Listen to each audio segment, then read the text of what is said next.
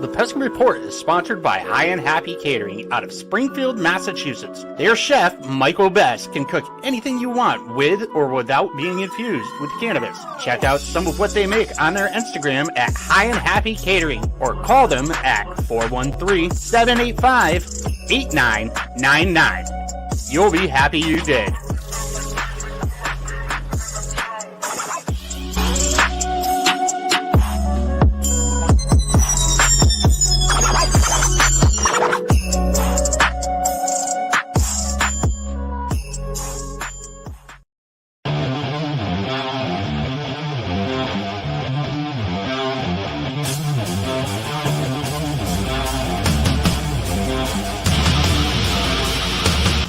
Listening to the Pesky Report, a podcast dedicated to the Boston Red Sox. Here are your hosts, Brad Chandler, Ryan Brady, and Hogdale.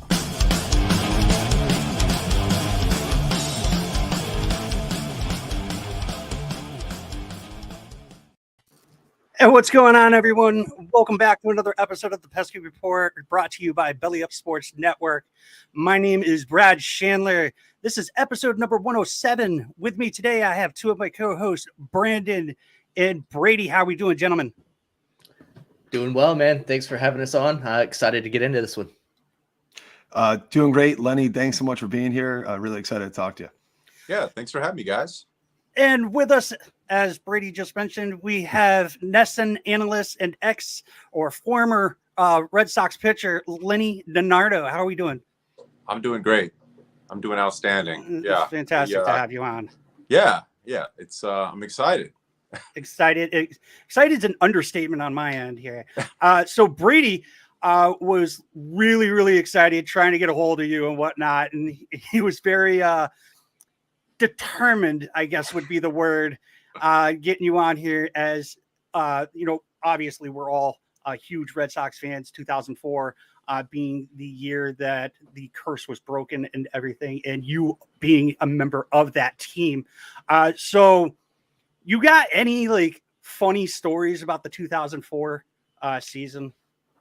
Well, one of the things about the 2004 team is I think everybody's heard all the stories, and what you saw then is what you got. There wasn't there's not like somebody funny on that team that everybody didn't know was funny, right? You knew what kind of player Manny Ramirez was. You saw Manny being Manny. That's kind of what you saw is what you get. Johnny Damon, kind of a happy-go-lucky guy, clutch hitter. The guys that stuck out to me that weren't necessarily funny guys, but kind of the unsung heroes, guys that were kind of more low-key, behind the scenes, that helped me out as a youngster back then. Guys like Billy Miller, guys like Gabe Kapler, who were kind of quiet leaders. We hear a lot about the guys like Kevin Millar and what he brought to the team, which is pretty substantial. But on the other side of the coin, Billy Miller was one of those guys that wasn't necessarily very vocal, wasn't necessarily a loud guy, but he went about his business in a way that helped guys like me coming up through the ranks, and Kevin Youkilis, who came up in the same season, 2004. At that time, I mean, my philosophy was basically keep my eyes open, keep my ears open, keep my mouth shut, and kind of just learn everything I possibly could, because it was such a veteran squad. And I was 24 at the time. I'd never pitched a day in AAA. I was splitting A-ball and AA in the New York Mets organization, and all of a sudden, here I am. I'm playing for the Boston Red Sox, and it's a ton of on-the-job learning. So everything I could kind of pick from all these veteran players that have been there for a number of years was very important.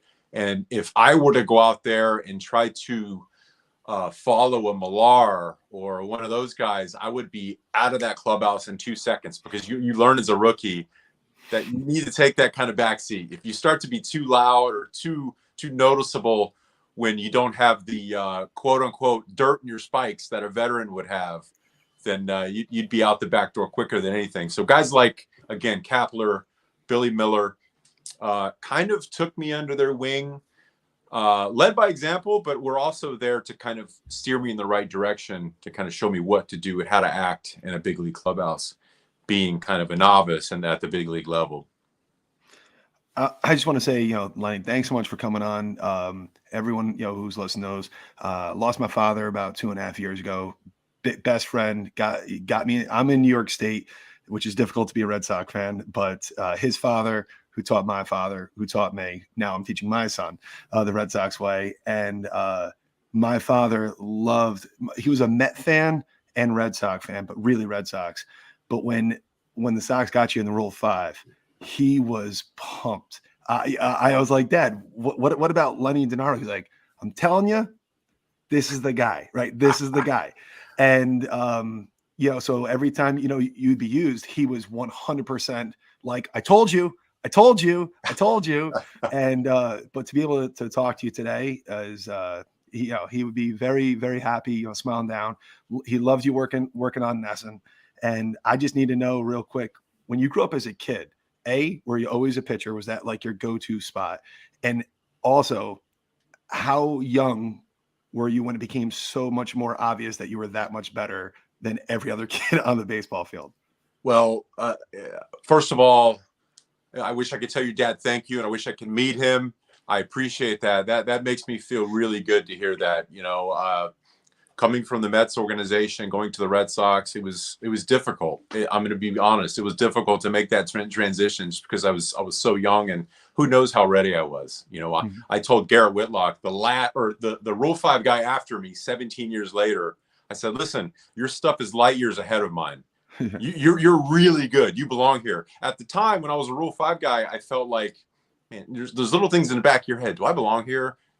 Kurt Schilling's right there, right? Tim Wakefield, Derek Lowe. These guys have been around for a while. So part of being successful in the big leagues is knowing that you belong and then acting like you belong, right? It's not a fake it till you make it, but it's kind of like, listen, I'm going to go out there and strike this guy out. I don't care who it is. But there's always that little thing in the back of your head. This is Vladimir Guerrero. This guy's terrifying, right? So that was one of the biggest things for me. But yeah, that's awesome to hear. As far as being a pitcher, this kind of goes back to my dad. I was 8 years old. I did make the All-Star team in Babe Ruth. And I probably shouldn't have made it, to be honest. As an 8-year-old, I wasn't the best ball player on the club. I was one of those kids where I would show up to practice when it started, and I would go home when practice ended. And I probably didn't really do much in between, at that point. And when I did make the All-Star team, my dad kind of sat me down and had a little talk with me. He's like, listen, if you want to be as good as these other players, these kids that are continuing to play in these All-Star tournaments, you're going to have to go above and beyond. You can't just do what everybody else is doing. You kind of have to get there early, stay there later, take that approach. And I remember distinctly him having that conversation with me and kind of letting me know that if you want to be good at anything, it was like one of those lessons, those father-son talks. If you want to be good at anything, you got to go above and beyond. Don't just do the status quo, right? And from then on, I really listened. I tried to go above and beyond as far as work ethic. I wanted to be better than the next guy. And from that point on, it really turned the page for me as far as taking whatever talent I had and kind of drawing it out. So I was a pitcher and I was a first baseman because I was left-handed. My hands were tied. I really couldn't play much of anything else other than outfield. And I really wasn't that quick as a kid. So I wasn't running down any balls. So they stuck me at first base. I pitched. I loved hitting. I think I practiced hitting more than anything at that age, even up through high school. I was in the cage probably twice as many hours as I was on the mound. But that's the thing. Hitting is very difficult. It's extremely hard to do something that specific. Hit a round ball with a round bat consistently. Have a 300 average. Got to hit for power. There's so many different things that go into it. And as good as I thought I was as an All-American first baseman in high school, when I got to college, my first at bat, my freshman year, because I was trying to be a two-way player. I went there to pitch, but they said, "Hey, we'll let you swing it too." I went out there, a lefty against the University of Miami at their place, threw me a little breaking ball. I line drived it the other way, past the shortstop, base hit, 1-for-1 collegiate career. And then I was like 0 for 10 or something for my next 10 at bats. So that was it. 10, 11 at bats in college. And I said, okay, my future is probably going to be as a pitcher. So I kind of gave it up at the collegiate level my freshman year. I tried to take batting practice as often as possible because I was a pretty good 5 o'clock hitter. at that level. I ended up being 1 for 5 in the big leagues too, which is probably my proudest moment in a big league uniform, getting a hit back in 2007 with Oakland. So yeah, that was going to be my question, is how significant was that hit that you got at the big league level? Does that kind of solidify your in your mind, like, okay, I can do this a little bit? Oh, I was the man in my own head back then. I was, and for years I was telling people it was a line drive off the wall for years. And then somebody at New England Sports Network, where I'm broadcasting now, had to call MLB and get that video, and it was a half swing, kind of high fastball away, like a check swing. It barely hit the bat. It was in left field, a little bloop single. Barry Bonds was out there, couldn't get to it. Vizquel was at shortstop, like right in between them. They couldn't get to it. So my line drive off the wall just didn't quite fit anymore. But I'm still proud of it. 1 for 5. Still counts. Yeah. My second most proudest moment is actually grounding out against Tom Glavine, who I'm 42. Anybody around my age, I mean, if you used to watch Tom Glavine, that was a sight. He used to make people look silly. And he was a lefty, kind of a soft-throwing lefty like I ended up being. So him and Roger Clemens were my 2 guys growing up. And you were a lefty hitter too, right? Yeah, swung it left-handed. Yeah. Nice job. I mean, that's its own feat right in there, just making contact with Tom Glavine as a lefty. Yeah. And he actually struck me out on a lefty-lefty changeup and hit a double off me the same day. So just wear that. I ended up sending the ball to him the next day to get it autographed because, again, I was 27 at the time, but I was like a little kid, seeing Tom Glavine and I was able to face him. And my hit was off Matt Cain, by the way, he's no slouch. Yeah. He's no slouch. Yeah, you mentioned whenever you got picked up by the Red Sox with the Rule 5, you were 24 years old. What was your first impression when you walked into the locker room, the clubhouse, and you looked across and you saw Pedro Martinez, Kurt Schilling, Tim Wakefield, some of these guys that are Red Sox legends that have been around for years at that point, and here you are, a 24-year-old kid saying, hey, I skipped AAA, but I'm here now. Yeah, there was a few growing pains. Okay, there was a few growing pains, kind of knowing how to walk around a clubhouse like that, and I probably learned the hard way at some point in spring training. I remember going up to Tim Wakefield, and I don't know what caused me to do this, but I ended up walking up to him and I was going to talk to him like he was just a teammate, which he was. But this is Tim Wakefield. He's dang near 40 years old at the time, right? Guy had kids. I was 24. I was a kid myself, right? So I walked up to him. Hey, what's up, Tim? He just shot me this look like who's this guy?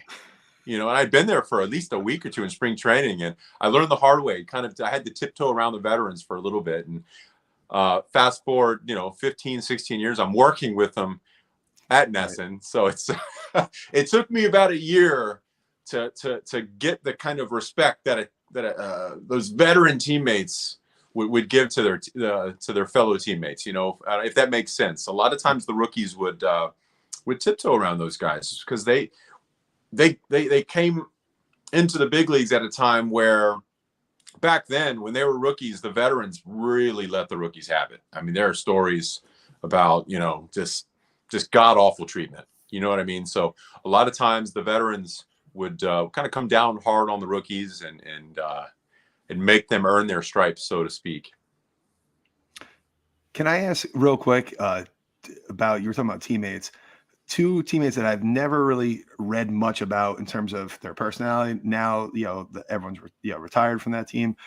Mark Bellhorn had so many big key moments, but you really never hear much insight about Mark Bellhorn. I mean, Game 6 against the Yankees, and he hits a 3-run. I think it was off John Lieber, and it was, just such a huge hit. And Curtis Laskanik, who in that Game 4, he just kept going. I mean, and this guy was, at the end of his career. I know he's battling through a lot of injuries, but can you just tell me, any memories stand out about Bellhorn and Laskanik? Because I never really hear anything about them. Yeah, Bellhorn was a guy that would play all over the infield. Kind of whatever you asked from him, he'd be able to do it. My first outing was in Old Yankee Stadium, and it was the 9th inning. It was kind of a blowout. I think it was maybe 11-2 at the time. So I couldn't go out there and do too much damage, right? We're up by a lot. Francona wanted to put me into a situation where I could get my feet wet and help the club. And Bellhorn was at third base that day. And I ended up getting a pretty tough chopper ground out to Bellhorn, who got it. And it was a bang, bang play at first base. struck out Matsui, and then another chopper to Bellhorn at third base. So I always remember that. He was one of those guys that was a gamer, went out there, did everything he possibly could to help the team win. Very clutch, but also he wasn't one of those flashy guys. He's not a guy that you're gonna hear a lot of post-game interviews from. You know, he kind of went about his business quietly. Same as Billy Miller, same as kind of Kapler, just kind of go out there and help the team as much as possible. So, and then once his tenure with the Red Sox was over, you didn't really hear much about him. You know, he's one of those guys like, where's Mark Bellhorn? Where's this guy been? He's just a quiet guy. You know, he doesn't crave the spotlight. Another guy like that, Doug Mirabelli. Gosh, where's Doug Mirabelli these days? Like, I haven't talked to Doug in years. I think he's in Michigan somewhere doing something, but he's one of those guys that kind of is under the radar at this point. As far as Leskanic, what a pickup that was for the Red Sox. I mean, he helped the club through that stretch, and not only was he a great pitcher, he was a great clubhouse guy. He's kind of the same type of guy in the clubhouse as Millar, always cracking jokes, keeping it light. He fit in perfect with the idiots, you know, and his locker was right next to mine. And I heard everything. I heard everything from that guy. And he actually helped me as a rookie kind of lighten up a little bit and be able to smile and enjoy some time as a Red Sox as a rookie, because, you know, it's hectic. You're trying to not only make a club, you're trying to stay there as long as possible and help the team. You know, the back door's right there if you fail too many times. So for me to go out there and try to act like I belong, have a little bit of fun, and that's going to help me succeed. Curtis Leskanic was a guy that helped me tremendously get to that point. Cool. So I have a question for you about one of your teammates from then, Bronson Arroyo. I actually saw a video just recently that you played guitar with him. Everybody knows he's a musician and whatnot. And I see the guitar in the background. I'm also a musician myself. How did that relationship form? Where you guys were starting to perform together? Like, do you guys do that on a regular basis, or? So Bronson's I think around 3 years older than me, and in 2004 he was the closest guy in age to me. So we kind of I don't know, gravitated towards each other, I guess. And then I learned he played guitar, and I was trying to learn guitar at the time. I think I picked it up the spring training or two prior to 2004, just kind of messing around with it. You know, you're not making any money. You're in hotel rooms a lot. So in the minor leagues, what can I do to pass the time that's not going to break my bank? Let me play guitar. And I've always been a big music guy. I've been a big music fan for years. My dad plays guitar, my older brother, now my younger brother. So I've always been around music. So I figured, why not play guitar? And I picked it up right-handed, because if you walk into a music store, typically 99% of guitars are going to be right-handed. So left-handed guitars are a little more expensive too. Yeah. It ended up working out for me because I finger the chords with my left hand, my throwing hand. So the dexterity, the strength, the calluses all started to form. And at that point, I noticed my ball started to move a little bit more. Because it wasn't just a hand throwing a baseball anymore. It was, okay, I can put a little bit more pressure on this finger. Now it's each individual finger kind of manipulating the baseball. So it helped me overall as a pitcher playing guitar. So, Bronson and I, we got to talking, and hey, you play guitar, I play guitar. Why don't after today we go to the room and jam a little bit? Let's see what you got. And we became fast friends. And at that time, he had short hair, I had short hair. This is before the flowing locks, right? Mm-hmm. That spring training, people would come up to me all the time and say, "Hey, Bronson, can you sign this?" And I had to have that conversation that I'm not Bronson Arroyo, the other lanky guy with short hair. So you should have been like, "Sure, I'll sign it," and then sign it your initial, your name, and give it back to them, and then they'd be like, "What?" I'm convinced that he grew his hair out just so we would quit getting confused for each other that spring training. So the next year he grew it out. But yeah, as far as playing together, we played the Hot Stove Cool Music concert, which is Theo Epstein and Peter Gammons' baby, Kay Hanley for Let Us Chicleo, Jeff Horgan, who was a writer for the Herald at the time, Charles Steinberg, who's with the Woo Sox now, was a fixture with the Red Sox back then. They all kind of got together, and it's been going on for 20-something years. It's happening April 30th this year. I'm looking forward to getting there. We ended up playing that. I don't know how many times we played that together, but just a ton. They do so much good for the foundation to be named later, and a bunch of other charities around New England. So I'm proud to be a part of that for a number of years. And anytime I can get a guitar and play with those musicians who are actual musicians, I love it. I've got that deer in the headlights look on my eyes up there, and it's nerve-wracking playing in front of 2,000 people. I've pitched in front of 50,000, but you put a guitar in my hand, I'm going to be a nervous wreck in front of 5 people. Okay. I couldn't imagine singing in front of that many people. Oh, I could imagine singing, period. I wish I could sing. But Bronson, he's pretty good at it. He's been working at it for quite some time, and he's always had that thing where he's just not afraid to get up there and belt it out. Now, weren't you guys part of the background vocals on Tessie? We were, yeah. 2004, I think it was probably Jeff Horrigan again, and Charles Steinberg, I think, had something to do with that too. They ended up coming in the clubhouse and said, I've seen you with a guitar. I've seen you with a guitar, Bronson. And Johnny, you're a music guy, right? What do you guys, you want to come in the studio and belt out some background vocals? There's this band called the Dropkick Murphys. I'm like, all right, we'll give it a go. And we're sitting there in the studio, and one guy hands me a tambourine, and there's all these microphones there, and they gave us a sheet of paper with the lyrics, and we're singing the chorus. We went through it a bunch of times, sang it a bunch of times, and I'm not sure which take they used, or if they put together a bunch of them or what. But now every time I hear that song, I'm like, I have to remind people, like, if you listen real closely, you'll be able to hear us somewhere in there. So yeah, that's awesome. I had no idea at the time it would become such a fixture at the ballpark. After wins, it's either Tessie, what else is it? It's Dirty Water.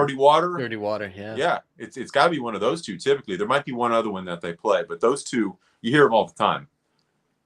I got a kick out of going to my local CD stores back when that was a thing in Florida, and I would look in there and I'd flip through the Dropkick Murphys section. I pulled the CD out and it had my name and a little yellow sticker right there on the cover. It was the coolest thing ever.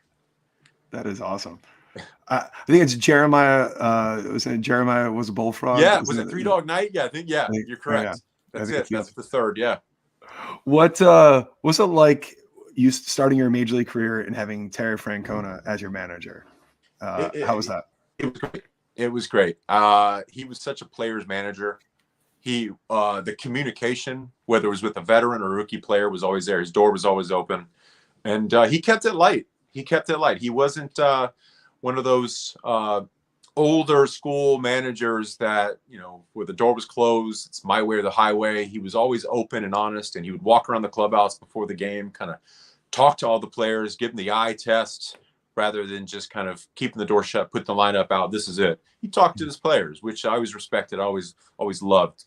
And he had the players' backs. If we won, it was because of the players, right? If we lost, he always took the blame. He's one of those managers that say, maybe I could have done this better, could have done that better. And so all the respect in the world for Tito. He always tried to put me out there in ways where I could succeed. Sometimes I did good, sometimes not so much. That's the nature of the game, though. But I always felt like he had my back. Brandon?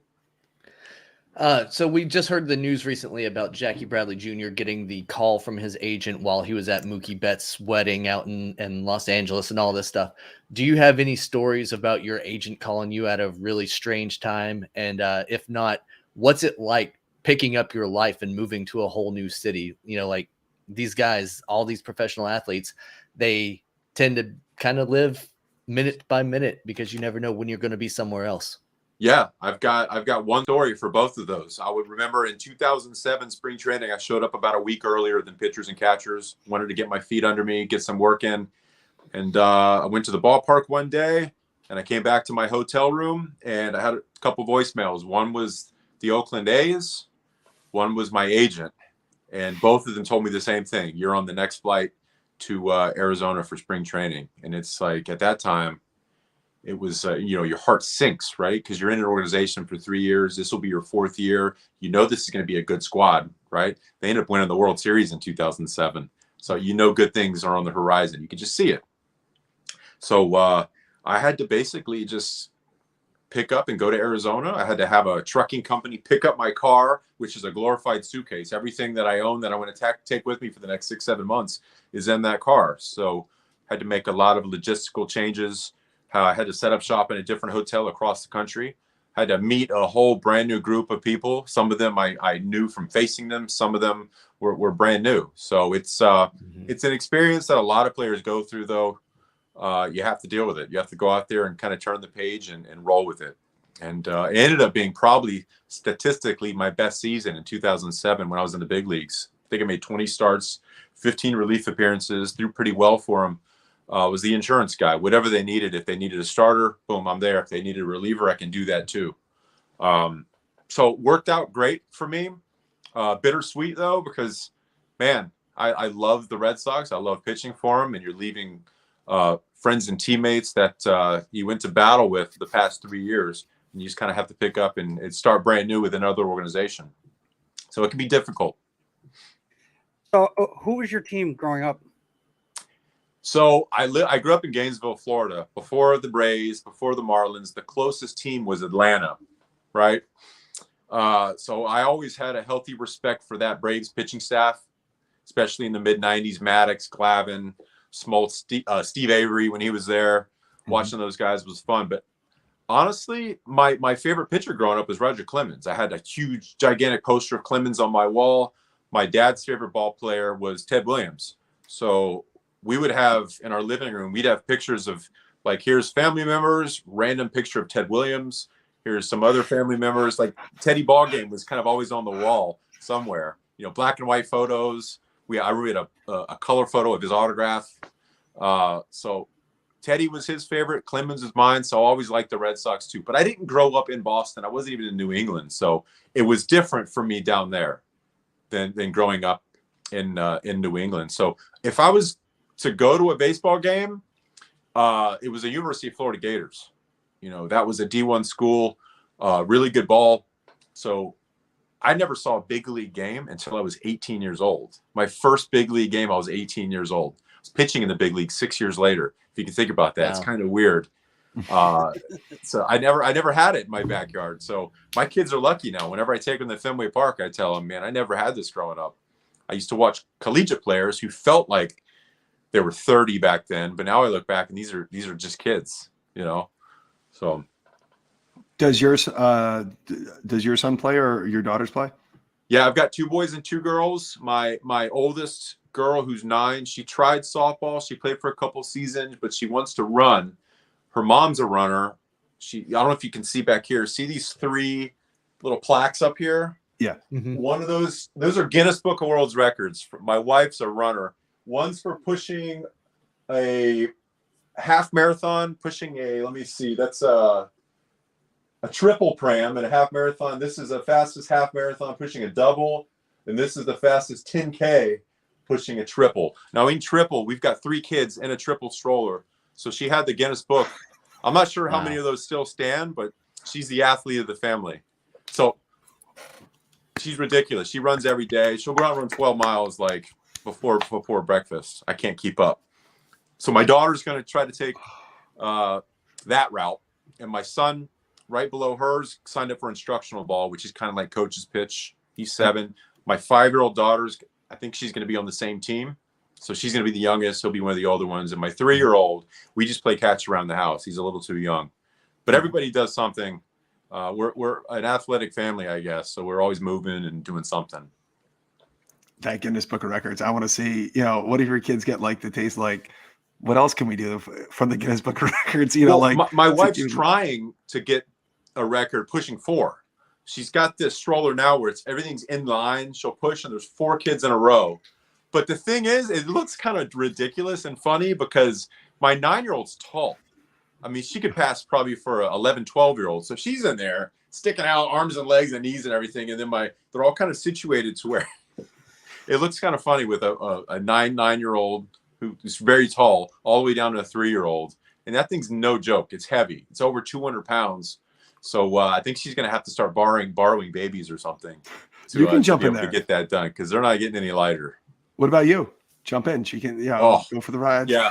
I'm 6 years older than her, so I make that joke. One day she's going to be pushing me around that thing. Yep. When I can't move like I can these days. I will run a 5K though. Anything more than that, I'm driving. I just can't do it. That's hilarious. So you mentioned your 3-year-old son. He's just throwing around the house and all that stuff. Have you thought about trying to introduce him to swinging off of a tee? Oh yeah. Oh yeah. So all my kids hit lefty. So anytime they pick up a bat, I've got them all swinging lefty. They're all throwing righty, but my youngest, Max, he'll be 3 next month. I'm trying to get him to throw lefty. We're not sure yet because he's throwing with both hands at this point. So I'm like, this is my last opportunity to have a lefty thrower in the house. So any chance I get, I'll nudge him, say, put it in the other hand, throw it to me.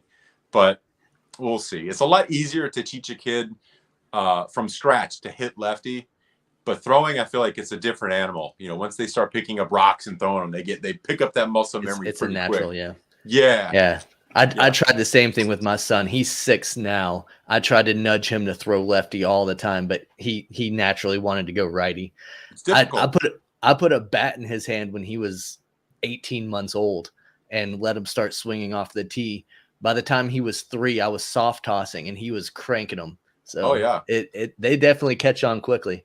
Oh yeah. Yeah. We've got a tee in the backyard and we go out there and play ball. We have little wiffle ball games every now and then. And when I go to that facility where I do pitching lessons, I try to take them sometimes too. And, get some work in before my lessons or after, just keep it light, keep it fun, get in and out. I feel like those ages, you can't stay there for an hour and work on baseball. It's quality over quantity, I should say. Yeah. 15 good minutes is about all they can handle. Yeah. You're right. Yeah. So who was the batter that you feared the most when you were playing?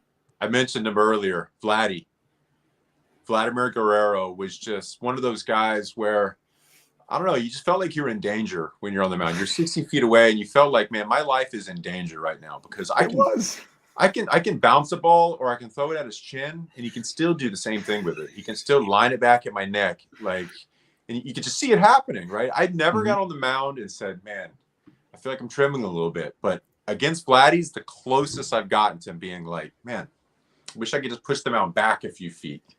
No pitcher wants that unless you're facing Vladdy. And his son's doing it now too. Just an absolute slugger. Very fun to watch. Vladdy was fun to watch. Not only at the plate, his arm in the outfield was just lights out. A rocket.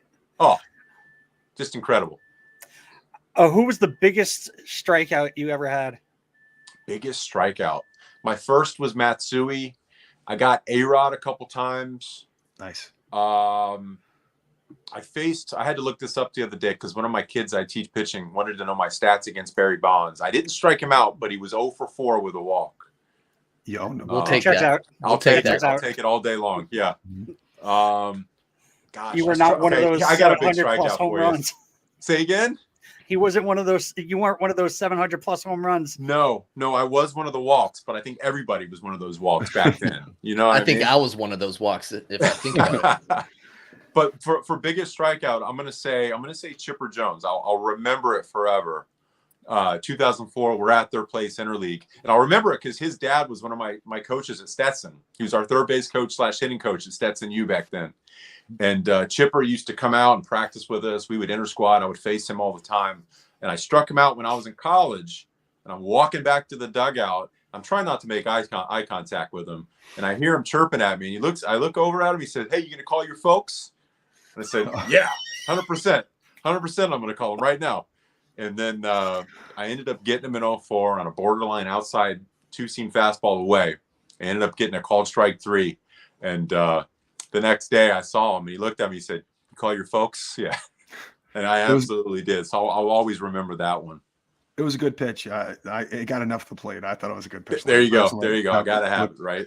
The ump did too. You pitched in the World Baseball Classic. And I don't know why, man. That intrigues me. Like, I didn't see it the last time around in person. I really must go to see the world. But what was that like? It was great. It was great. This is, I guess, it's Team Italy. I wasn't Team USA. I didn't make the cut for Team USA. So Team Italy called, and I was on the squad in 2006 and 2009. Mm-hmm. Back in 2006, they were wanting to know if I was eligible, first of all. So they were kind of, asking me a bunch of questions about my lineage and who came from where and when and whatnot. And I ended up finding out some things I didn't know about my great grandfather who came over and what year was it? I think he came over in 1916 when he was maybe 11. And I found out the boat I ended up getting a copy of the manifest of all that, and he came over, and That's cool. nobody knows anything about his father or anything like that. So it's like he's the first to come to the United States, and I don't know anything other than him coming over. So it was great to kind of go through that process to be able to prove that I am Italian. Mike Piazza was on the team, and Frank Catalanato, Jason Grilli, Mike Gallo. Those are the big league guys that are on that club. But the best part about it was the actual players from Italy that came over. These are 19 to 22-year-old Italian kids, don't know much English. But when Mike Piazza walks into a clubhouse and you look at these guys from Italy, that was the best thing about it. It reminded me what I had on my face when, David Ortiz walks in a clubhouse, and Manny Ramirez, my first day in the clubhouse, these guys walk in, you're kind of like, wow. And that's what these kids had on their faces when Catalanato and Piazza would walk into a clubhouse. So it was great to see these kids go out there and play their butts off, and they played hard. They did. We didn't make it very far. No one thought we would, but in 2006, I want to say we 10-run rolled Australia. It's respectable. And I think we beat Canada in Toronto in 2009, if I recall. But we were with the Dominican team in 2006. So we got smoked there. We were Venezuela in Toronto too. So they smoked us then. So the bracket was just a little too tough for Little Italy to be able to make it too far, unfortunately. That's cool. But it was a good time. Yeah, definitely. I can't imagine playing for a country like that and having the weight on your shoulders. Now that you've moved away from being a player and you're now working with NESN and you're being an analyst, what's it like preparing for game day as opposed to when you were a player? Well, I try to take the same philosophy that I got from my dad in that conversation when I was 8 years old. If you want to be good at anything, you got to work harder than the next guy. You got to get there early. You got to stay late. And it's difficult to stay late when the show gets over at 12:30, 1 o'clock. So I get there relatively early. So if it's a 7 o'clock game, we're on at 6. I'm usually there 2:30, preparing. I'll take 2-3 pages of notes. I'll talk to producers and say, hey, let's talk about this, this, and this. These are the trends. I'll go over the team that we're facing that day, the pitching matchups, the hitters that are hot and cold. Is this a team that runs? Little things like that, and out of the 2 or 3 pages of notes that I use, I only use really a fraction of it, but I like to go into it feeling like I'm as prepared as possible. And that's about as far as the script goes. Like, we have a little rundown that I put together with the producers and Tom Caron, and we can veer off of that at any time. We'll talk about this, but if the conversation turns, it turns. It does. So yeah, I try to take a blue collar work ethic to the pre and post game just to help myself be prepared as possible. And it's a great gig. I'm not going to lie. It's fun. I can't play baseball anymore, so I talk about it, which is second best. Absolutely. That's why we do what we do. Yeah, it's a blast, right? It's a blast. TC's helped me so much.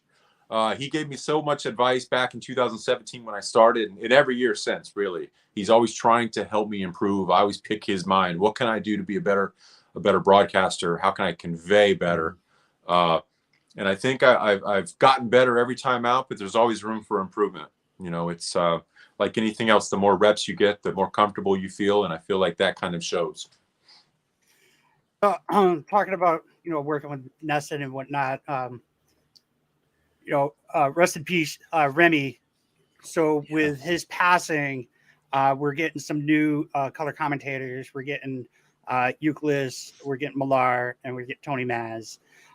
What are your thoughts on those three being picked to not take Jerry's place, but fill that role? Yeah, I mean, nobody's going to be able to fill Remy's shoes, right? He was so good at what he did. And he'd be the first to tell you that he didn't start out that way. He told me, he said, and I don't know if this is true, but he said, hey, for the first 3 or 4 seasons, I was terrible. That's a quote. He told me that. And I don't believe it, to be honest, but it's like anything else. Like I said, the more you do it, you get comfortable, you get in a routine, you know how to prepare better. And little things like that kind of helped him be a better broadcaster. And they stuck with him through those growing pains. NESN stuck with me through my growing pains. So you want to go out there and get as many reps as possible. And as far as Uke and Maz and Millar, I think they're going to be great. I think they're each going to bring something different to the table. There's going to be a lot of personality. They're good baseball people. You know, Kevin, he was in the pre and post game quite often last year. I think once a week throughout the season. And one thing I noticed about him is he's a guy that goes out there and prepares. If you don't prepare, you're going to know within the first 30 seconds of the broadcast, right? And I can tell he went out there, he did his homework. So yeah, I think they'll do great. And their personalities are so different. You're not going to get the same game every time out. So one series is going to be completely different than the other. You know, if you're going to have a Maz or a Uke or a Millar the next series, you're going to get something different, you know. But great baseball guys. I think they're going to do a great job. OB and Mike Monaco are great people to work with. They help their analysts out as much as possible. You know, it's about bouncing ideas and keeping the flow. You have a question? I do have a question. You brought up Mike Monaco. Yeah. So that was not a name that was mentioned as one of the people who are going to be in the broadcast booth.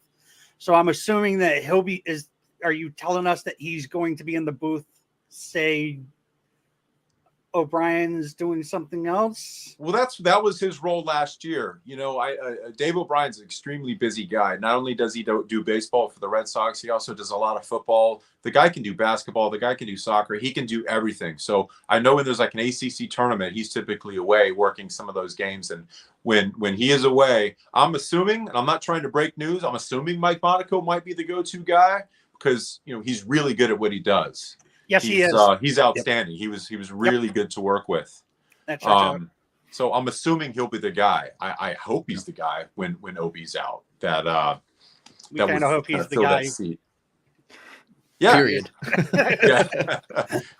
Yeah, you know, they're different. Mike Monaco and OB are different. OB's been doing it for a long time. He's a professional. Like I said, he's got that voice. He's got the knowledge. He's got that recall that you need for that gig. That's very difficult to come by. Mike's the same way.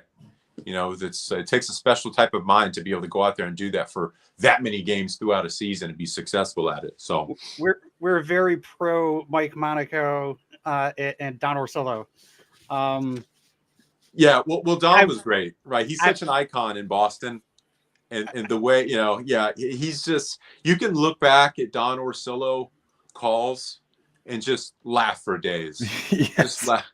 I mean, some of those West Coast games are great with Remy. It's pure comedy. It's pure comedy between those two guys. They had such good chemistry. They really did. They really did. You know, that duo. You know, Remy's absolutely going to be missed. His shoes nobody can fill. But that footage back then between Don and Remy is just, you know, I could just sit back and watch that all day long and laugh every time. When Remy passed away, you know, we tried to do like a content or something. There was one that I remember. Remy was like, "Oh, look at this happy couple," and then a guy goes over and he touches his girlfriend's breast, and he's like, "Oops!" And then it was literally like 5 minutes of silence, and like just the silence itself was like, you watch it and it's just hilarious. You know what's going on in the background. They're sitting there like this with their heads, and I think I recall that, and I think the next line had something to do with a called first pitch strike, right? Yep, and Don Orsillo's like, "That's a called first pitch strike." I can't do it justice, but it's pure comedy gold. It's like when you're not supposed to laugh in school and you just can't help it, right? And then it just snowballs. That's where they were at that point in time. I believe it was Andrew Miller was pitching. Yeah, called first pitch. They just lost it. He couldn't even get the sentence out. He couldn't get it out. The pizza throw, that was awesome. The time Remy did he lose his tooth, or were they trying to put his tooth back in? You can't make this up. Right? Give us one like a funny moment with Remy. You having a funny moment with Remy. Well, this one I was on the field actually. I saw the footage later, years later. But I was pitching for Oakland, and we're at Fenway Park, and I remember seeing him in the hallways underneath. You know, somewhere maybe I can't remember what it was, but it's somewhere like underneath the stadium. You know, the caverns or whatever. And I saw Jerry, and this is like a year or two after I left the Red Sox. It's either 2007 or 2008. I had a shorter haircut than I had with the Red Sox. I'm like, hey, Jerry, how's it going? Blah, blah, blah. We shot it for a minute. Like, I was just talking to him like, hey, like he knew who I was. Mm-hmm. But I didn't realize he had no idea who I was when I was talking. And he ended up, I went and pitched that day, and he starts talking about it on air. In his accent, I saw Lenny DiNardo today, you know. Yeah. And I didn't recognize him. He had a shorter haircut. And I ended up talking to him, and like 5 minutes into the conversation, I was like, oh, that's DiNardo, how he used to pronounce my name. And I thought that was hilarious because I was talking to him like, hey, like I just saw him last week. And then he put 2 and 2 together at that point. So I thought that was funny that he actually mentioned it on air, that he was kind of scratching his head like, who's this guy talking to me? Oh, it's him. Okay. Former Sox. How did you actually get started with becoming an analyst? Like, like post-playing career, like how did that start? Yeah. So we moved to Rhode Island from Florida back in 2015. I retired from ball in 2013. We had a growing family at the time. My wife and I, we had 2 kids, and we decided to kind of look around because we were planning on having more kids. And I just came up with, what do you think about Rhode Island? It's New England. I could get used to some seasons growing up in Florida. So we came up for a couple weeks. We found a house, ended up setting up shop in Rhode Island in 2015. And then somebody with this organization called the Bo Sox Club ended up getting in touch with me, and they wanted me to come be their guest of honor and talk for a couple minutes, sign some autographs. TC ended up being the MC of this event. Okay. Afterwards, he came up to me and says, hey, have you ever thought about going on air? And at that point, I'd never thought about it. It just wasn't in the back of my mind at all. So I said, sure, why not? And a couple weeks later, I recall, they called me in. We did a test. The test was basically, we went in the studio. He gave me a topic to talk about, and we just kind of had a conversation on air, just like we do during the pregame show. And this is probably early mid-July in 2017. The topic was Dustin Pedroia making that play in Texas behind first base, like that iconic play where it got by someone. He grabbed it and threw it to what I believe was Moreland at the time. I can't remember, but we showed the video. I talked over it. We talked about what a player he was and that play specifically. And they said, all right, you're in. And this was midway through 2017. And I've been doing it ever since. So that's pretty cool. Like you're right place, right time. Absolutely. Which is baseball. When I'm teaching kids now pitching, it's like you can go out there and be lights out, but if no one's there to watch, it's like, okay, you got to go out there and be like that as many times as possible, get as many eyes on you as possible, and then it's the right place, right time. It only takes one scout, one college coach to be there when you do something right. It doesn't have to be 9 scoreless, but if you get out of a jam, you'll be on their list, and then they'll come back and see you again, right? Mm-hmm. And if you're successful there, now you're on their radar. He's talking to the guy above him. So little things like that. Just go out there. You never know who's watching. Go out there and be the best person you can be that day, whatever job it is, and it'll help you be successful. Yeah, so your dad's advice just always comes back. Be the best 100%. You can. Yep. That's it. Work harder than the next guy and go out there and do it to the fullest. If you're going to be a bear, you might as well be a grizzly. So I actually have 2 more questions for you. One baseball related and one NESN related. Okay. So what are your thoughts on the rule changes with the CBA? And also with all of his Eck-isms, can you give us one of your favorite Dennis Eckersley quote? Okay, so first the rule changes. The bags being a little bigger, I get it. I mean, when you're running the first base, if the bag's a little bigger, you're going to have a little bit of a wider base to step on, so you're not going to be on somebody's ankle, right? So just a wider base means less collisions. You're trying to protect the players. Going in hard to second base, same thing. You're going to be able to grab the bag and not necessarily take a guy out, right? So that's not going to be that big of a difference. We'll probably forget about that after the first week of the season. It'll blend in. The runners on second base or lack thereof, I I was hesitant to like that until I realized that I'm not going to be getting home at 5 o'clock in the morning anymore from broadcast. And then I was all in. I was like, okay, runner on second base, right? Let's do it. I'm all in because I'm getting home a little bit earlier because I'd be getting home at 5 a.m. sometimes, pulling in 5 a.m. Sun's coming up. So that's the runner on second base. It's baseball. It's baseball. We're back to kind of the way baseball, quote unquote, should be. I'm okay with it. I'll sacrifice a little bit of sleep to have normal baseball. 7 inning doubleheaders being 9 innings now. Yeah, that too. Same thing. I think those are kind of in the same vein. I do believe that they implemented that to save some arms, though, right? Runner on second, 7 inning doubleheaders. You're not going to be just crushing bullpens. So we'll see how that kind of factors in, especially when starters are only going 5 innings these days. If they go 6, it's a feat. Yep. So bullpens are probably going to be taxed, especially at the beginning of this season, because it's probably going to be a hurry up situation. Our starters going to be able to extend themselves to 5 innings by the time the season starts. We'll see. Probably. They don't have to work up to 6, 7 innings now. If you work up to 3, 4, maybe 5 innings by the time it starts, they're good to go. As far as the shift, I hated the shift. I hated as a pitcher because I put myself in the shoes of a pitcher and say, okay, if I make a pitch and I get a short ground ball to second base and there's nobody there, there's nothing more frustrating than that. And if I give up a line drive, a screamer to second base, and someone just happens to be standing there, it's an out. I don't know. It just felt weird to me. It felt weird to me. Every batter in every 1 through 9, there's a shift somewhere. It used to be more of a respect thing, the Williams shift. Okay, I'm cool with that. Right? Maybe, if one guy in the lineup you're allowed to shift on, I'd be cool with that, but everybody's shifting all over the infield. You got 4 guys playing this side. And then it's also frustrating when you got 4 guys on this side, nobody's dropping a bunt down.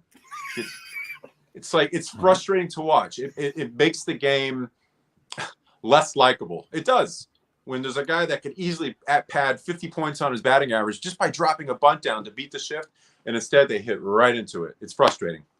So I'm okay with them banning that, to be honest. I really am. And Eckersley. I love when he talks about moss for some reason. When he talks about moss, I feel like that's I can't help but smile. He talks about branch work's good, bridge is good, but something about moss. When the guy's got a good head of hair and he talks about his moss, I just find that funny. We actually just signed a guy with some moss. With great moss, yeah. With great moss. Lefty pitcher, yeah, I saw it, yeah. Strom, I think his name is. Yeah. I made a post about it. I was like, Eck is going to love calling this kid with all that moss. 100%. Absolutely. We did a little, I guess you could call it a skit during rain delays. We played this little thing where I'm running around the studio doing all kinds what is Lenny doing during rain delays? And I came up with this skit where one of the things I'm doing is I'm doing an Eck impersonation in a mirror. I've got the Eck wig on and everything in the hat, and I'm doing an impersonation, and then I'm playing guitar really badly in front of all the interns. Like they're all like Kumbaya style. That was on NESN last year. They played it last year. Yeah, so we kind of came up with a minute and a half little skit to play during rain delays, just to kind of be fun and kind of goofy at the same time. But Lenny, can I ask you a couple of real quick bullet analyst opinions here? If you had to pick one, do you believe in having a set closer or closer by committee? A set closer. I love having a set closer. I think it's difficult. When you've got 2 roosters in a hen house, to be honest. I agree. You got 2 guys. I prefer having one guy lock it down than have guys kind of flipping a coin every other night. You just made Brady's head 10 times bigger. Just we're never going to hear the end of this one. I'm a traditionalist. Lenny, you and I are the same age. So, I understand that sometimes the most important outs are in the 7th or the 8th inning. Sure. But you need an ace in the bullpen, right? Absolutely. And you look at Matt Barnes the first half last year, he was automatic. Automatic. And then when he went to Toronto, that one outing in Toronto, second half, he was a different pitcher. He really was a different pitcher. Was it physical, you think? No idea. Yeah. I have no idea. I felt like everything was just not as sharp. I felt like he was hanging pitches. I felt like he was being a little bit too predictable. If a hitter knows what you're throwing, big league hitters will take advantage of that. They'll either take and they'll wait for another pitch. He was a lot more hittable in that second half. Do you think Nick Pivetta has the stuff to be a closer? Absolutely. Absolutely. Not only the stuff, I feel like he's got the mentality. I feel like he's got that little bit of giddy up in his step when he's successful. He's got a charge of energy. You know, when he was starting, every inning that he would just kind of cut through batters, he would long step it to the dugout, kind of pounding his chest, talking trash to who knows who, right? That's the kind of mentality you need as a closer. You need somebody that's just a little off, right? In a good way, right? I agree. I mean, you look at the history of good closers, they're all kind of just, they got a little bit of a screw loose, which is great. That's what you want. You got 2 pitches to work with. You got 1 inning to do it. You want a guy that's just a little bit different. You know what I mean? They're competitors and they've got a lot of energy. They want all that energy in 1 inning to be successful. Yeah, no. I honestly, I couldn't agree more. It's, you know, to me, when we saw Pivetta in the postseason, you know, really letting it air it out where you're not trying to go through the lineup 3, maybe even 4 times and just attack. It played up. And he's the type of guy where if he's 95 starting, he might be able to dial it up to 97, 98. If he's only going to be used for 1 inning, right? He might be able to rear back and dial it in just a little bit more. His curveball is kind of a Joe Kelly, like, because Kelly started as he was a starter, and then he became a relief pitcher. Yeah, so Papelbon throughout the minor leagues was a starter. When he came up to the Red Sox, they were planning on using him as a starter, and we saw where that went. You know, What are your thoughts on Houck and Whitlock in terms of? I know they could probably do a whole bunch of different things, but where do you think where the team probably is at least right now? Clearly, they could still add pieces, and I'm sure they're going to. But do you think Houck is ready to be a starter where he can attack that lineup, you know, more than just 1 or 2 times? And what about Whitlock? Yeah, as far as Houck, that was the big question last year. Can he go through 3 times? Can he go through two times really through the lineup? It was one of those things where it was a stark contrast. First time through the lineup, second time, and then forget about the third time. Something about it, he just couldn't get it done, right? The stuff is there. That secondary, that little change split thing that he throws to keep them off the fastball and that little sweeping slider. The fastball and the slider, those pitches play in the big leagues all day long. Having that third pitch is going to be the key if he's going to be able to go through the second, third time around the lineup successfully. To be able to have that in his back pocket in any given count, just to keep them honest. I know they're trying to extend both him and Whitlock out this spring training. That's part of the appeal for both those guys is they could be insurance guys. What do you need today? Right? If it goes south, I've got innings for you. I can be long. I can be short. I can start. Whitlock can be a 7-8 inning guy very easily. He had a lot of success last year doing that. Partially because his 97, 98 mile an hour fastball and that devastating changeup. It was awesome. He was working on that slider, and I felt like it got better and better throughout the season. So again, his slider is his third pitch. He's going to be better off the more consistent he gets with that third pitch, just like Houck is with that split change. So both these guys, I think they could be successful in a starting role. Now, if you start them both, now you're needing to fill a role in the bullpen that especially Whitlock last year. Are you going to be able to go out and find a guy that was as successful as Whitlock in the 7th, 8th inning role? It's going to be difficult. He was so consistent. So you're kind of trading that. Is it easier to go out there and get a number 4, number 5 starter that can go out and throw 5 innings and give you a chance to win through those first 5 innings? Or is it easier to go out there and get a 7, 8 inning guy who's super consistent throughout the season? I don't know. It's kind of, we'll see. If we were to have the lineup as is right now, who do you see in the outfield? Ooh, Where? Yeah, I think JBJ is going to be in center field, right? I mean, I think he's the best center fielder, right? Other than Kike Martinez, who was the signed second baseman for the Red Sox last year until he proved to be the best center fielder in baseball for the Red Sox at the time. JBJ's fun to watch, right? He's super streaky at the plate, though. That's the only thing. You're going to have to fill a role in right field. Renfroe was outstanding throughout the season as far as throwing runners out. I thought his bat he overachieved a little bit throughout the season. I thought he had a pretty good bat when he's trying to drive the ball the other way. He did a good job. Verdugo and left, probably, I'm guessing. I feel like he's another year older. He's another year more mature. He's an exciting player to watch. He loves hitting the baseball, and I feel like he's only going to improve. He's relatively young. So those three guys, we're going to see what happens with the infield. I mean, Kike can play second base, Xander short, Devers. Who knows what's going to happen if they sign a shortstop? Are they going to move Xander to second? Are they going to move him to third? Are they going to put Devers at first? Is Devers going to split the DH job with JD? Who knows? There's a lot of unknowns. But as far as defensively, Verdugo in left, I think, JBJ in center, and right field, I don't know. Maybe Kike? I don't know. Mr. Suzuki? We'll see. We'll see. Yeah. That's a big question mark to plug in right now. Yeah, we'll see. I'm sure a lot's going to be happening here pretty soon. When do you expect? There's still so many free agents, out there. I thought by now they'd almost all be signed. When do you think it's another 48 hours to till things really kind of fall through? Because spring training really kind of is underway, and we need to get going here. Yeah. When do you think a lot of activity is gonna pick up?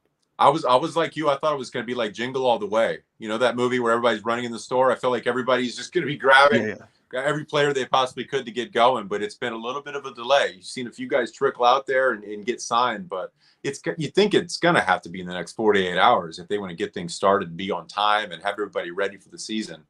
We're just going to have to wait and see. I don't know what the delay is or why there's a delay. But I mean, the fact of the matter is there's a few guys still out there that are big, high profile guys that need clubs to be a part of. So I think of the next 48 hours, everybody with that high profile Correa and Story, those guys are probably going to get gobbled up here in the next 48 hours, I'd say. It's funny. The lockout ended 7 p.m. on Thursday, and everybody thought there was going to be a frenzy right after it. And literally it didn't happen for two days. The frenzy started last night at 7 p.m. It ended at 9 p.m. That was it. This morning it picked up a little steam, and then it's died down. I just needed to go for the full day. The full day. Just give me a full day of free agencies, signings, tradings, and all that. I think the owners are literally not the owners, but the front office, the managers, the GMs, the presidents of baseball operations. They're just like, all right, I'm not going to make the first move, because I don't want people thinking that I was playing around and talking to these to the agents, to the players while there is a lockout. So I think it's like the first move has to be made, and that's why we didn't get the frenzy until last night. Yeah, and I think one thing about Chaim Bloom, one positive quality about the way he goes about his business and his job is he doesn't just go out there to make a move just to make a move. He's not going to go out there and sign a high-profile, high-dollar guy just to appease Red Sox Nation, right? He wants to put the best quality club on the field that he possibly can, saving some money, saving the minor leagues. We saw that during the trade deadline. Everybody thought he was going to go out there and go crazy. He made an outstanding move going out there getting Kyle from Waltham, right? Schwarber. He went out there and got a great at-bat. He was 2 weeks later that he actually came out there and produced, but he saw something in him and he ended up helping the club. So he's going to go out there. He's going to try to put the best club on the field. Whatever the Red Sox need, he's going to go out there and try to do it. It doesn't necessarily he's going to go out there and just sign the most high-profile guy he can, Promise, it's the last one here for me. All right. Who do we extend, Xander or Rafi? Oh, that's a tough one. That's so tough. Can we get both? Can we get them both? It'll be the first more than 2-year contract that we get. Yeah, I think Devers. I think Rafi Devers. I think he's obviously he's got a few years to go. I mean, he's a few years younger than Xander. He's such a special player, and not to say Xander isn't, but Devers, he's so fun to watch. I don't know if he's going to be a third baseman through his career. I think he might end up being a DH at some point. But he's a special hitter. He really is. He's unbelievable. He kind of reminds me of a lefty Vladdy. Yeah. Yeah. They really are cut from the same cloth if you look at it. They go out there, they have a lot of fun. They've got a youthful personality and enthusiasm that they bring to the ballpark every day. If you want to grow the game, these are the guys you want youngsters to watch, right? Mm-hmm. The way Devers goes out there and has fun. He's very animated. His jersey's completely dirty from spitting and stuff, little things like that. Throughout his at-bat, he's spitting and everything, talking to himself. He's got that thing that he took from JD, I believe, where in between pitches, he would shut his eyes and then he locks in, right? Which is what you Right. want to teach young hitters. Kind of let it go, clear your head, get in the batter's box, and then play ball. You know, so he's fun to watch. Xander, there's really no knock against Xander. I mean, I've heard his range is a little suspect at times. He doesn't have the best range, but again, he's a team leader. He's got the pedigree. He's done it for so many years in a Red Sox uniform. He's got multiple World Series rings. He's a fun player to watch, and you're getting a team leader, you know, at a relatively young age. So who knows if he's going to be a shortstop, but he's a guy that you'd like to have on your ball club for a long time. So these are difficult questions. I'm glad my wallet's not big enough to have to make them, but somebody's going to have to, and we'll see what happens. But it'll be fun to watch. Do you think Xander could handle the moving to second base, having shortstop taken away from him? Because I know growing up, all the best players on the team played shortstop. That's the way it works in Little League and all that stuff. So to be kind of, in a way, demoted from that position, would that be a big mental strain on Xander, or do you think he would be able to transition? I think he would transition. I think he would transition fine. He's the type of player, and we've seen this throughout his career, where he's a team guy. If the team's struggling, if they're going through some bumps, he's the guy that the cameras go to typically. He's the guy that kind of carries the team on his back, so to speak, as far as kind of addressing the media, saying, hey, listen, we got to be better. When it comes down to it, he's a team guy, right? So if his feelings are hurt for 5 minutes and he goes out there and plays a killer second base and goes out there and helps his club to another World Series, I think he'll get over it pretty quickly. Lenny, I just wanted to last ask you. I'm pretty sure that a couple of your ex-teammates are now managing in some way. I know Gabe Kapler. I think you played with Kevin Cash at some point. I just missed him, but I've talked to him. We just missed each other with the Red Sox. I went to Kyle Oakland. Schneider. He showed up when I left. Okay. So do you have any aspirations at all into looking into, coaching in some way, shape, or form professionally? Or I mean, you're tremendous in the studio. And I'm not saying just because you're on here and we're talking, and thank you so much for your time. But in all honesty, I love your takes. You're fresh, very articulate. Well, the way you deliver is very natural. But is that something that would intrigue you, or you're happy where you're at and you're good with where you're at? Well, the thing about where I'm at right now, it allows me to spend a lot of time with my 4 youngsters. Like I said, they're 9, 7, 5, and he'll be 3 this month. So we've had a kid every other year since we've been married. I want to spend as much time as I possibly can with them. And when I'm in the studio, I'm there for 12 hours, but it still allows me to spend my mornings. I drive them to school. We have breakfast. I get to see them. If I were a coach, I would have to start out in the minor leagues again, which means I wouldn't see them for weeks at a time, right? I probably wouldn't be able to support the family the same as I do right now, because the paychecks for minor league coaches, I'd be taking a cut, and I just can't do it. I can't do it. I got a growing family. And so if someone were to say, here's a big league job right now, it'd be difficult to turn down. It really would, because that's just a position that you don't turn down, a big league job. But you don't just get jobs thrown at you like that. You got to put in dues that I quite frankly haven't put in. I haven't put the dues in to be a big league pitching coach at this point. I'm sure it's a great gig, but I'm happy with what I'm doing right now, talking about baseball on air, because you know what, I just enjoy being with my kids as much as I possibly can at this point when they're young, and I'm relatively young, and I get to see them and all that. So we'll see what happens in the future, but for right now, I'm pretty content and happy doing what I'm doing. Lenny, I just got to say, for me, I'm not sure if the other guys have a question here, but I thank you so much for coming on. Like I said, you're one of my father's, honestly, favorites. And just because he would predict certain guys that he was like, they're gonna make an impact or they're not. And he would always have guys that would drive him nuts on a team, and guys that that he would pull for. But it really does mean a lot. Not only that you coming on and sharing your time, but my dad. Well, I really appreciate that. That's the type of fan that I love, right? Somebody that's in the ball game, someone that's rooting for certain guys, saying, okay, I think this guy's going to do okay for the Sox. Not the casual fan like, I don't know anybody in this bullpen, right? People that actually pay attention, which is the majority of Red Sox Nation. If you think about it, I would pitch one batter in a Red Sox uniform and leave the ballpark, and all the kids would want my autograph. Other organizations, it's not like that. I go out from 9 scoreless and I leave the ballpark and I blend in with the crowd. Doesn't happen in Boston. So fans like your dad that were into the game and kind of knew the game and would predict and appreciated what we were doing out there. Like I said, I wish I could have met him. And you're passing it on, though. You're a fan just like he was. So that's great to hear. Well, I do have to, if it ever comes up, my wife has no interest in baseball in any way, shape, or form.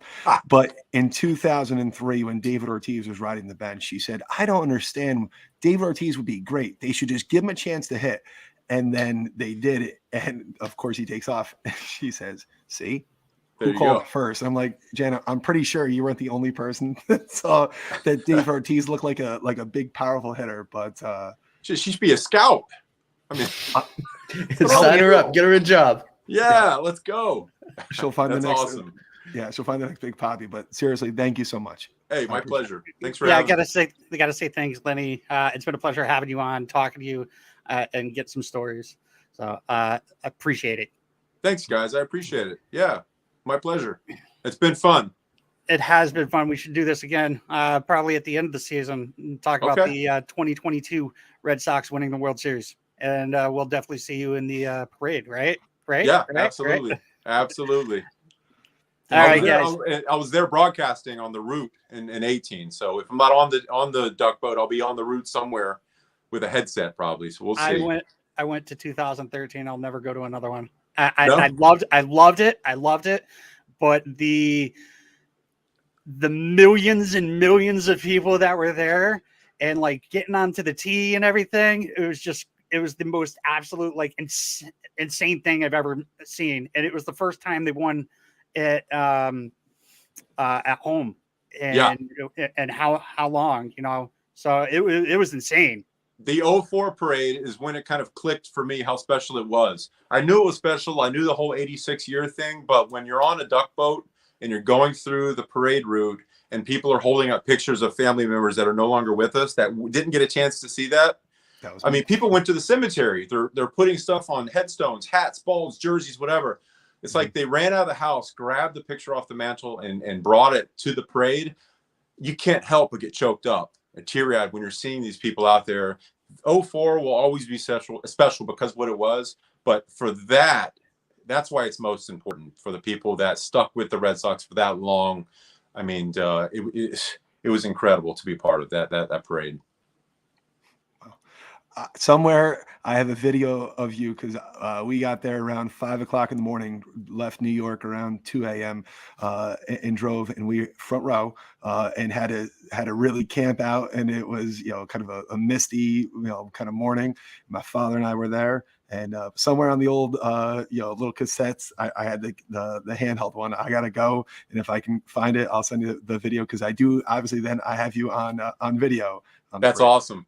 I've never seen a video. Every video I've seen of the parade's been of like, you know, Pedro or Manny or Poppy. But I was on the reliever boat, so we didn't get a lot of press back then. Back during the parade.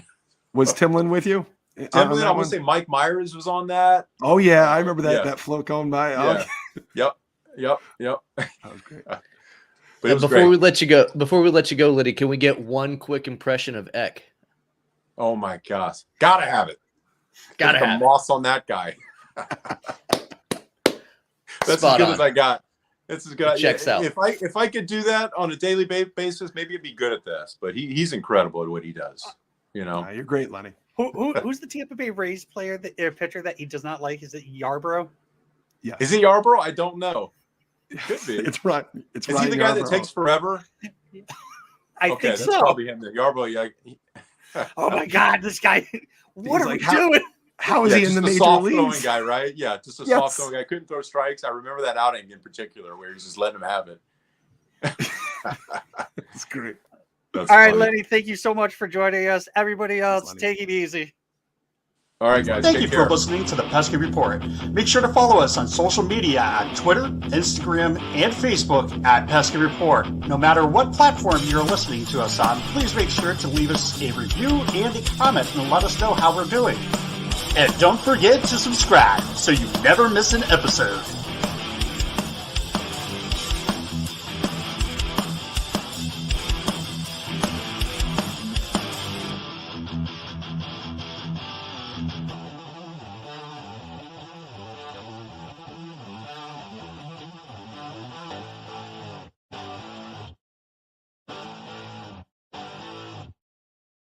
Thank you for listening to this Belly Up Sports Podcast Network product.